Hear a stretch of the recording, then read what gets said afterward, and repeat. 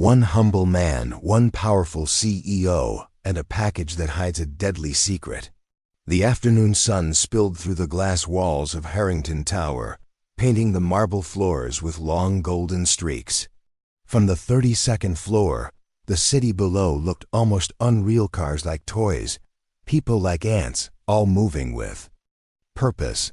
Inside, the rhythm of corporate life pulsed at full speed. Heels clicked across the polished floor, briefcases snapped shut, and interns rushed with stacks of papers clutched against their chests. Voices overlapped in hurried conversations about profits, deadlines, and meetings that could never wait. In the middle of this whirlwind of ambition, a man moved quietly, almost blending into the background. Samuel.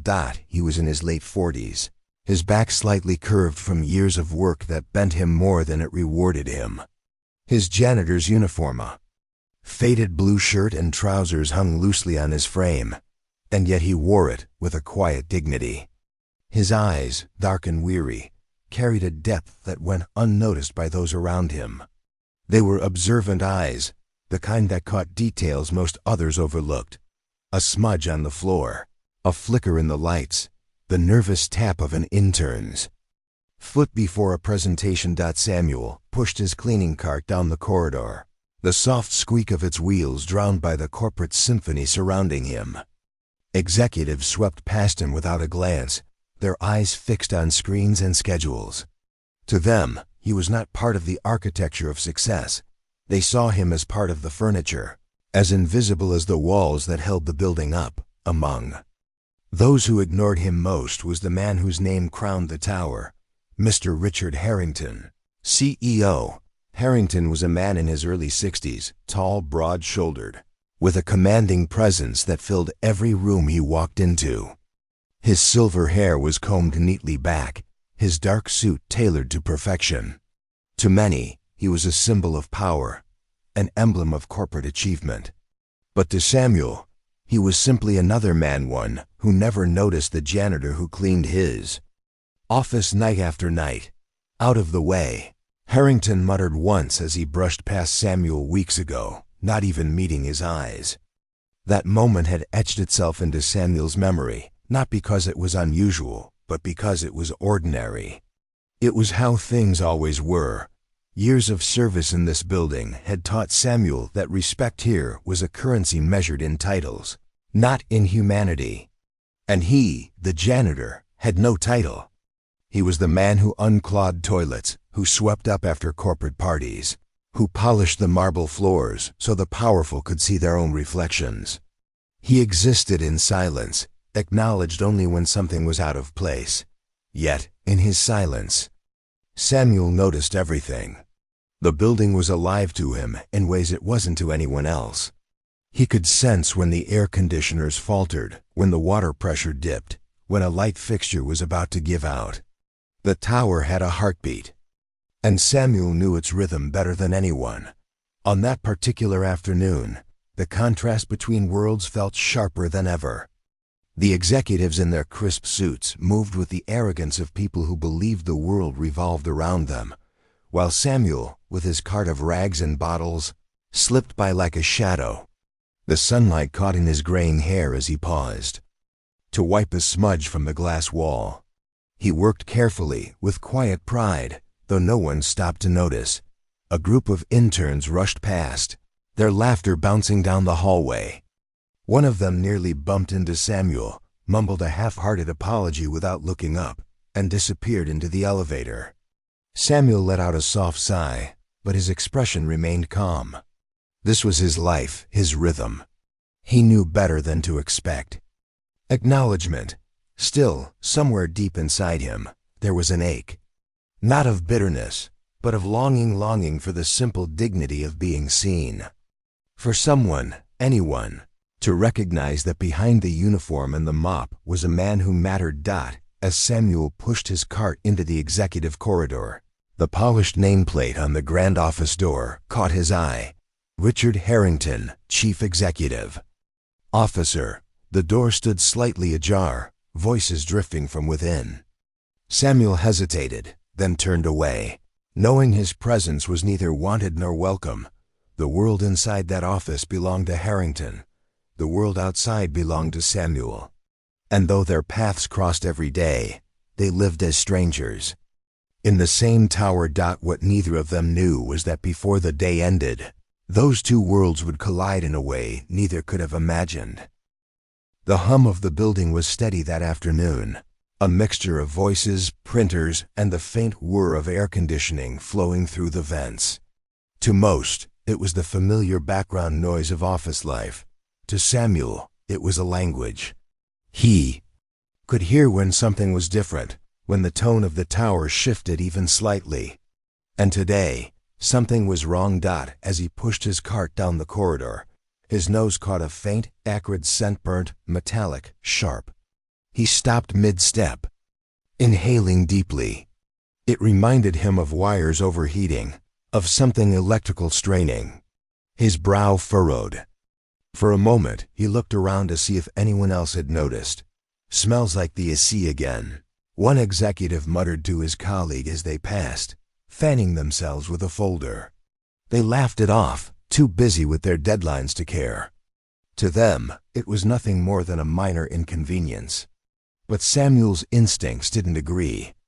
The air conditioners had their quirks, yes, but this smell, it was different, heavier, more dangerous. He stood still, eyes narrowed until the executives disappeared down the hall.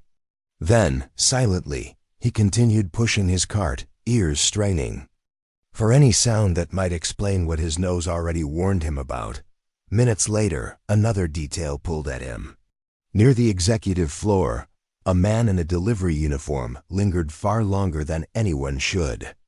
He stood by the corner, holding a small package, glancing left and right as if waiting for something or someone. His posture wasn't relaxed, not like the regular couriers Samuel saw every day. His shoulders were stiff, his jaw tight. Samuel slowed his steps, watching from a distance. He knew the usual delivery staff by sight. This man he had never seen before. The stranger tapped his foot nervously, then slipped down the corridor, leaving the package behind near the lounge door. Something twisted in Samuel's stomach. His eyes flicked from the unattended package to the disappearing figure. He wanted to speak up to stop someone, but his throat tightened. What would he say? Who would believe him? He was the janitor after all. To them, his words carried no weight. If he raised an alarm, he would be brushed off, maybe even ridiculed. Still, unease settled deeper in his chest. He kept moving, though his mind stayed locked on the image of that package. When he reached the storage closet to refill his mop bucket, another detail struck him like a whisper in the dark. His cart, the very one he always parked neatly against. The wall had been shifted. Just slightly, but enough for him to notice. He frowned, crouched down, and checked his supplies. Nothing seemed missing. Nothing seemed out of place, except the cart itself.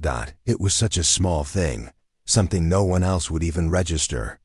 But to Samuel, it was another piece of a puzzle forming in his head. The strange smell, the nervous courier, the moved cart, the tower's rhythm was breaking, and he was the only one who could hear it. He straightened up slowly, his heart thudding louder than the noises around him. The urge to call out, to demand someone take notice, pressed against his chest. Yet when he imagined interrupting an executive meeting, standing before the CEO with his worn uniform and calloused hands, the words withered before they could be spoken. No one would listen. So Samuel kept silent. He resumed his work, mop in hand, wiping down the same spotless floors he had walked for years. But inside, his thoughts raced, looping back to the package, the smell, the stranger's face. He tried to convince himself it was nothing. Maybe the odor really was the air conditioning. Maybe the courier was just new. Maybe he had bumped his own cart without remembering. But the deeper part of him, the part that had learned to pay attention to details no one else cared about, knew better. The tower was breathing differently today. It felt uneasy, restless, as if warning him that something was coming. Samuel glanced once more toward the executive offices. The grand double doors behind which Harrington and his world of power existed. He tightened his grip on the mop handle. Something was wrong. Terribly wrong. And though he had no proof, no authority, no voice in this place, he knew he couldn't ignore what his instincts were telling him. The question that gnawed at him was simple yet heavy. Would anyone realize the danger before it was too late? By late afternoon, Harrington Tower had begun to quiet. The once bustling corridors now echoed faintly with the distant hum of elevators and the fading rhythm of footsteps. The sun dipped lower in the sky, its golden light spilling through the glass walls, casting long shadows that stretched across the polished floors. Most employees had already left, eager to beat the evening traffic. Desks stood abandoned with glowing monitors, screensavers bouncing idly, reminders of a day not yet finished. In one corner office, however, Richard Harrington remained. The CEO sat at his mahogany desk, flipping through notes, rehearsing figures in his head. An important video conference loomed, a deal that could seal his reputation for years to come. He muttered numbers under his breath, his face lit by the glow of the screen, his shoulders tense with the weight of leadership. Beyond the grand double doors of the executive wing, Samuel continued his rounds. His cart rolled softly along the empty corridor, its squeaky wheel now the loudest sound on the floor. He moved slower than usual, his eyes sharp, his ears tuned. The building felt heavier than normal, as though the air itself was warning him to stay alert. That's when he heard it, a sound so faint it might have been mistaken for imagination. A steady, unnatural tick, tick, tick, emerging from the direction of the executive lounge. Samuel froze, mop handle in his hand like a walking stick, his heart tightening. He tilted his head, listening closer. The sound wasn't from the lights, nor from the heating vents. No, this was something else, mechanical, deliberate, wrong. He stepped toward the lounge, his footsteps muffled against the carpet. The ticking grew clearer, sharp and rhythmic, echoing in his mind like a clock counting down. His pulse quickened. He looked around, the corridor empty. Everyone was gone, save for Harrington in his office. Then, as if to punctuate the moment, the fire alarm blared. The shrill wail pierced the silence, flashing red lights along the hallway. Samuel's heart leapt, but just as suddenly as it started, it stopped. Dead silence. The lights flickered once and went dark. A malfunction. That's what most would call it. In a tower of technology, glitches happened all the time. But Samuel knew better. He stood still, chest rising and falling with controlled breaths. The executives would laugh this off, just as they had brushed off the strange smell earlier. They would dismiss him if he said the alarm had failed. But his instincts screamed louder than the silence around him. This isn't nothing. This is the beginning of something. Samuel's gaze drifted to the grand office door at the end of the corridor, Richard Harrington's office. Behind those doors, the CEO was oblivious, lost in numbers, blind to the danger ticking ever closer. Samuel tightened his grip on the mop handle. His mind flashed back to the courier from earlier, the unattended package left near the lounge, the shifted cart. Each piece fell into place with a chill that spread through his veins. This wasn't coincidence. It was design. He glanced up and down the hall again, half expecting someone else to appear, to share in his discovery, to validate his unease. But there was no one. Just Samuel, the invisible janitor, alone with a decision. Should he act? Should he knock on the CEO's door, interrupt his meeting prep with nothing but a hunch? Should he call security, risk being scolded or ignored? The rational part of him urged silence. It told him to keep pushing his cart, finish his shift, go home, and forget it. After all, what could one janitor do in the world of power and money? But the deeper part of him, the part that had carried him through years of being unseen, unheard, refused to let him walk away. The ticking persisted, unyielding, each beat a warning drum. Samuel swallowed hard, the taste of copper in his mouth. his palms damp with sweat. He knew danger when he felt it.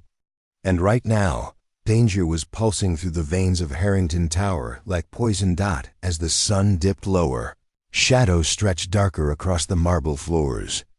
The building seemed to hold its breath, waiting. And Samuel, standing in that hushed corridor with only his instincts and his courage, realized the truth. Something was about to shatter this ordinary day, and only he was close enough to stop it. Richard Harrington's office was a cathedral of glass and marble, perched high above the city skyline. The late sun painted the space in gold, glinting off polished furniture and shelves lined with awards. Harrington adjusted his tie, rehearsing his opening words for the video conference. His voice was steady, though beneath his practiced confidence pulsed the familiar anxiety of a man desperate to maintain control. Then came the sound at first. It was faint, a hiss, followed by a strange fizzing, like static hidden in the air. Harrington frowned and turned, his eyes narrowing on the corner of his office.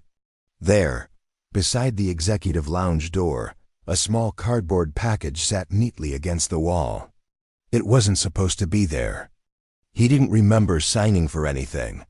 Before he could move, thin tendrils of smoke curled upward from the seams of the box, staining the air with a sharp chemical smell.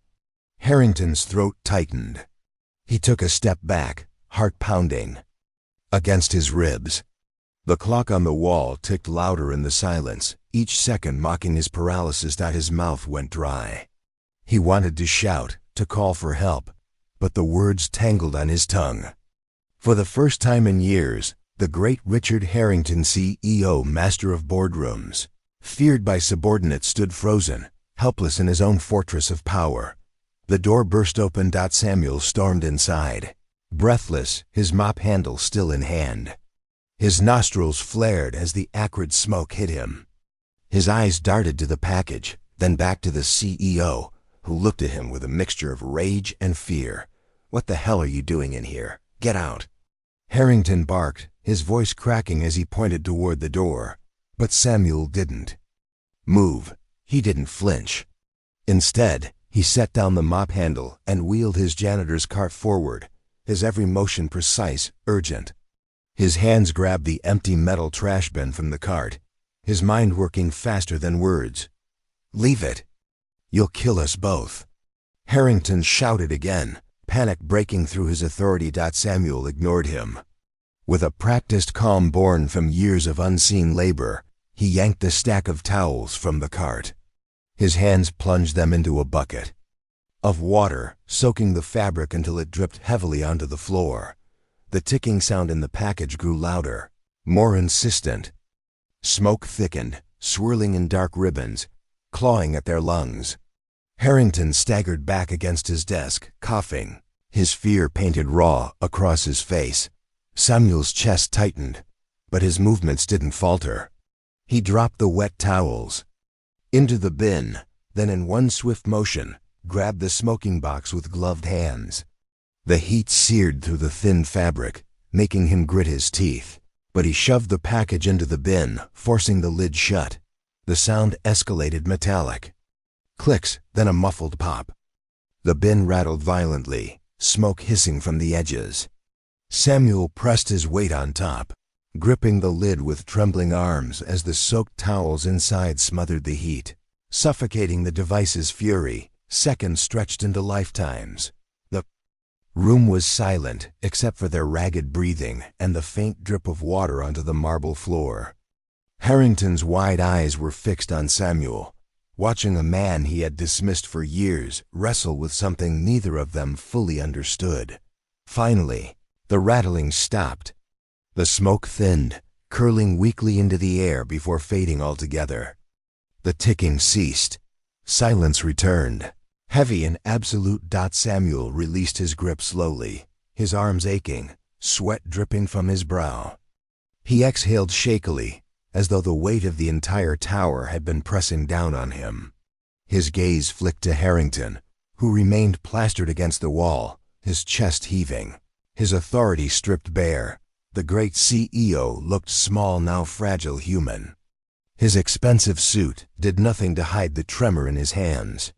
For the first time in his life, Harrington had been saved not by his wealth, not by his power, but by the quiet man he had never bothered to see. Samuel straightened, his shoulders squared, his eyes calm but resolute. He said nothing he didn't need to. The smoldering bin in the corner spoke louder than words. For a moment, the room held only the weight of survival, binding the two men in a silence that would never again be the same. The building was locked down within the hour. Red and blue lights flashed outside the towering skyscraper as police and security swarmed the executive floor. The once pristine corridors, normally buzzing with hurried footsteps and clipped voices, now echoed with radios crackling, boots thudding, and the low hum of urgent whispers. Inside Harrington's office, the air still carried the bitter tang of smoke. The charred metal bin sat in the corner, sealed in evidence bags, while technicians in gloves examined the remains of the device. Harrington sat stiffly behind his desk, his eyes glassy, his fingers trembling as they fiddled with a silver pen. He kept glancing at Samuel, as though the janitor's very presence reminded him of what had almost been lost, and who had saved it. But the room grew colder when the head of corporate security entered with grim eyes. His voice was low, deliberate, carrying the weight of revelation. "This wasn't an accident," he said, placing a folder on the desk. "It wasn't some random attack." He slid the photos across. Inside were surveillance stills, grainy, yet damning. Harrington leaned forward, his face blanching as he recognized the figure. Not the stranger in the delivery uniform, not an intruder from the street. It was a man Harrington knew. A man he trusted. One of his own executives. The folder revealed timestamps, moments where the executive lingered near the lounge, entering with a small parcel tucked under his arm. Another clip showed him leaving empty-handed, his expression calm, his suit immaculate. The package had been planted from within. Harrington's throat went dry. This was no ordinary betrayal. It was treason from the heart of his empire. "He wanted me gone," Harrington whispered, his voice cracking. He turned the photo toward Samuel, his hand trembling. "All these years, I thought loyalty was bought with salaries and titles, but—" His voice trailed off, shame washing over him as he realized who had truly stood by him in the moment of truth. Samuel remained quiet, his dark, observant eyes fixed on the images. His mind replayed the clues, the faint burning odor dismissed as nothing, the delivery man lingering too long, the cart moved out of place. Threads of suspicion that had seemed too small, too fragile to act upon, until they revealed a picture far larger and more sinister. Without Samuel, the device would have detonated unnoticed. Without his attention to detail, no one would have connected the dots in time. The security chief turned to him. "You saw things others missed. You trusted your instincts. If not for you, we'd be pulling bodies out of here tonight." Samuel shifted slightly, his calloused hands tightening on the handle of his cart. He wasn't used to being addressed directly, much less praised. For years, he had been background noise in the great machine of the tower. But tonight, the weight of every unseen moment had found its meaning. Harrington pushed back from his desk, his chair groaning under his sudden movement. He stood, walking toward Samuel. For the first time, his eyes weren't filled with disdain or dismissal. They carried something heavier: guilt, gratitude, respect. "I've treated you like you were invisible," Harrington admitted, his voice low, breaking the thick silence of the room. "But you saw what I couldn't. You saved not just me, but this entire company." His voice faltered. "And I'll never look at you the same way again." The confession hung in the air, raw and unpolished. Samuel said nothing, but the corners of his mouth tightened, a faint shadow of acknowledgement passing his face. The evidence bag with the smoking bin was carried out, the echoes of boots fading down the hall. Yet the real weight of the night lingered, not in the remnants of the device, But in the broken trust revealed within the company's walls, the hidden enemy had worn a suit, walked the executive floor, shaken hands in boardrooms, but it was the janitor ignored, overlooked, underestimated who had uncovered the truth. And though Samuel would never boast, never seek the spotlight, every soul in that tower would remember. When betrayal struck from the top, salvation came from the man at the bottom. The night after the incident, Harrington Tower didn't sleep. Security teams worked past midnight, scouring every floor, removing evidence, interviewing staff. Yet amid the chaos, one truth rang louder than alarms or radio chatter. The tower still stood because of Samuel. For Samuel himself, the night ended quietly. He walked home under the fading glow of street lamps, his uniform still damp, the faint smell of smoke clinging to him. He didn't feel like a hero, just a man who had done what needed to be done. His small apartment greeted him with silence. And as he sank into his chair, exhaustion pressed heavier than pride. He knew tomorrow would be different, but he couldn't yet imagine how that morning came with its usual brightness. The corporate tower gleamed in the sun as though nothing had happened, its glass walls reflecting the sky. But inside, nothing felt the same. Whispers spread like wildfire through the corridors, from the interns in their wrinkled shirts to the highest-ranking executives. The janitor saved him. They said he grabbed the package with his bare hands. Without him, the CEO might have rumors painted Samuel larger than life, though most people barely knew his name.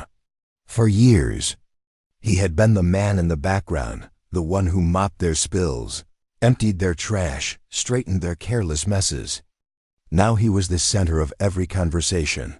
When Samuel arrived for his shift, pushing his cart through the lobby, heads turned. Eyes that once slid past him without a flicker of acknowledgement now lingered. Some nodded in respect. Others simply stared as though seeing him for the first time. Samuel kept his gaze steady, his stride the same. But inside, his heart wrestled with disbelief. The real shock came later that afternoon. The boardroom was filled with executives, their tailored suits crisp, their expressions uneasy. At the head of the table stood Richard Harrington himself. Normally, his presence alone commanded silence. But today, the room buzzed not with chatter about numbers or deals, but with anticipation of what the CEO would say about the man who had saved him. The doors opened, and Samuel entered hesitantly. His uniform was neat, his cart left behind in the hall. He felt out of place under the weight of so many stares. The polished table stretched before him like a river of power, yet not a single man or woman there could deny that the power of the previous day had rested entirely in his hands. Harrington looked at him, truly looked at him for the first time. Gone was the cold indifference, the invisible barrier that had always separated employer from janitor. Harrington's eyes carried something Samuel had never seen in them before: humility. He cleared his throat, his voice steady but tinged with emotion. Ladies and gentlemen, today we are here not to discuss profit margins or quarterly reports. We are here because this company and my life still exist thanks to one man. He paused, letting the words sink in. Samuel. A murmur rippled through the room. Samuel shifted awkwardly, unused to so many eyes. Harrington continued, his voice firm. For years, I overlooked him. We all did. We walked past him as though he were part of the furniture, forgetting that he is a man with eyes, ears, and courage. Yesterday, when danger struck, it was Samuel, not one of us, who saw the signs. It was Samuel who acted when I froze. His voice cracked slightly, and it was Samuel who saved us all. The boardroom fell silent. Executives glanced at one another, shame written across their faces. Then, in an act unthinkable only a day before, Richard Harrington stepped forward. He extended his hand to Samuel, the gesture deliberate, public, undeniable. Samuel hesitated for a moment, then accepted it. The CEO's grip was firm, but it was the bow of his head that spoke louder than words. It was a surrender of arrogance. an acknowledgement of worth long denied. The applause began softly, one pair of hands, then another, until the entire boardroom filled with the sound. It was hesitant at first, but it grew, echoing through the glass walls. For the first time in his long, unseen career, Samuel stood not as a shadow, but as a man fully seen. And in that moment, the janitor who had been invisible became unforgettable. The boardroom applause faded, but the echo of that moment lingered far beyond the glass walls of Harrington Tower. By evening, word had already spread through every floor, down to the lobby where receptionists whispered the story, to the break rooms where interns repeated it in awe, to the elevators where middle managers traded glances heavy with guilt. The janitor who had once blended into the background was now the name on everyone's lips. Samuel. Yet, Samuel himself returned quietly to his duties. His cart squeaked down the familiar hallways, his mop swayed across the tiles, his hands moved with the same care he had always given. But something had shifted. Where once eyes passed through him, now they met his gaze. Where once silence greeted him, now there were nods, smiles, even words of gratitude. And in the CEO's office, the same office where arrogance once loomed like a wall, there was a different atmosphere. Harrington no longer brushed past him with a dismissive glance. Instead, he paused, acknowledging Samuel not as a shadow in the periphery, but as a man whose courage had held back disaster. The narrator's voice softened, carrying the lesson like a gentle but unyielding truth. Respect should never depend on titles, wealth, or skin color. Too often, the world measures worth by salaries, by corner offices, by the shine of a nameplate on a door. Too often, society decides who deserves to be seen and who may remain invisible. But courage, loyalty, and humanity, these know no hierarchy. They belong to anyone, anywhere. Samuel had no title, no wealth, no position of power. But when fear silenced the powerful, he acted. When arrogance blinded the eyes of leaders, he saw. And when betrayal threatened to burn everything to ash, he stepped forward, not for glory, but because it was right. Sometimes, the very people society overlooks are the ones who hold the greatest courage. The story of that day became more than an anecdote within the tower. It became a parable whispered in boardrooms, carried in conversations over coffee, shared quietly between those who knew how close they had come to catastrophe. It reminded them that human value cannot be measured by suits or paychecks, but by character. And Samuel, though he never sought recognition, carried himself differently afterward. His walk was steady, his head held just a little higher, not with pride, but with the quiet dignity of a man finally seen. The narrator's voice deepened as the lesson closed like the final stroke of a pen. From that day on, Samuel was no longer invisible. He was a reminder that every person, no matter their place, carries a worth that cannot be measured.